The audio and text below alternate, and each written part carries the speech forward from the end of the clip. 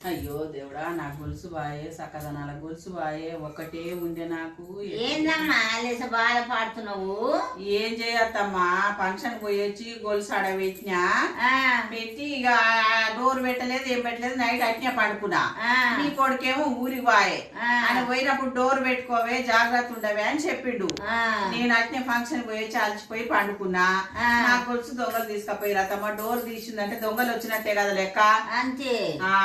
అందుకే నీయే కాదమ్మా, అక్కడ పక్కోళ్ళవి కూడా 2-3 గొలుసులు పోయినట్నే. అవునా? అయ్యో మనం బాగుపడకుండా కానీ పక్కోడు బాగుపడితే బాగుండదా అమ్మా?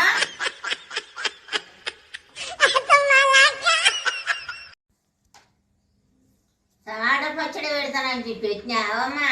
పెట్టినత్తమ్మా. తేపో చూద్దాము. తెస్తా.